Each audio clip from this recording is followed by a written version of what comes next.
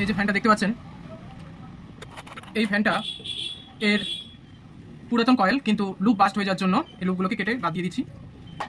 নতুন করে এতে লুপ তোলা হবে। আমি লুপগুলোকে রেডি করে নিয়েছি। এরপর কীভাবে তুলছি দেখবেন। এগুলো প্রায়শই দেখা যায়, এই কয়েলের লুপ বাস্ট, এটা একটা কমন প্রবলেম।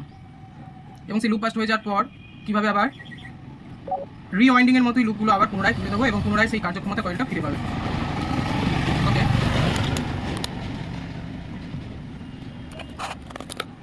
দেখা যাচ্ছে।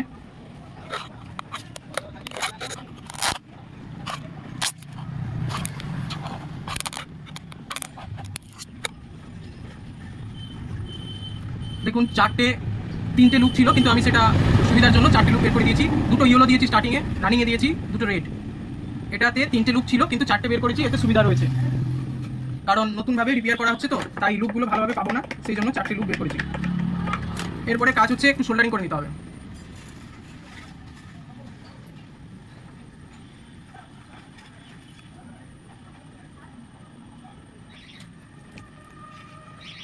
এই যে সোল্ডারিং করে নিচ্ছি।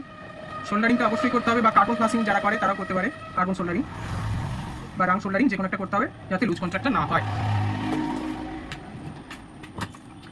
এরপর আমরা কেউ এই যে টিউব ব্যবহার করা হয়, সেপারেশন টিউব, এটা হচ্ছে কেউ গ্লাস টিউব ব্যবহার করে, কেউ গ্লাস টিউব ব্যবহার করে, কেউ বা জাপানি টিউব, কেউ বা চাইনিজ টিউব, সব ব্যবহার করা যেতে পারে।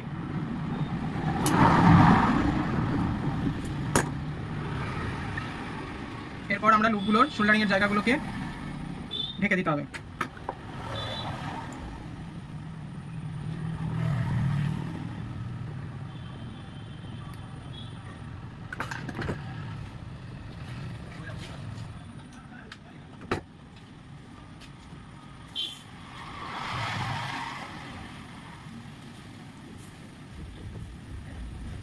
আমি সোল্ডারিংয়ের জায়গাগুলোকে ঢেকে দিচ্ছি।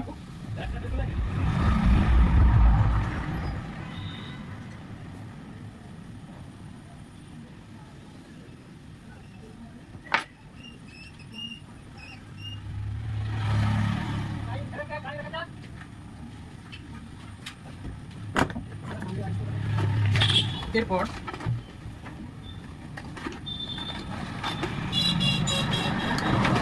আমরা একটা পেপার নেবো, এটাকে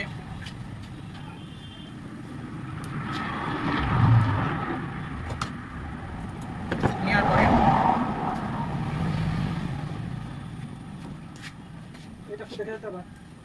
বসুন, একটু বসুন।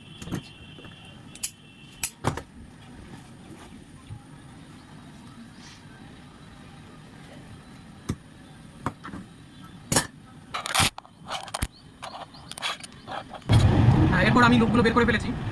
লুপগুলো রেডি হয়ে গেছে আমার। এভাবে সুন্দর করে লুপগুলো সাজিয়ে নেব।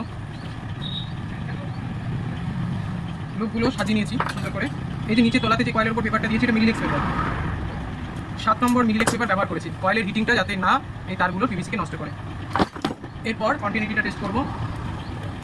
ঠিক আছে, দেখুন আমার সিরিজ টেস্টিং করে দিকে দেখুন, কন্টিনিউটিটা শো করছে,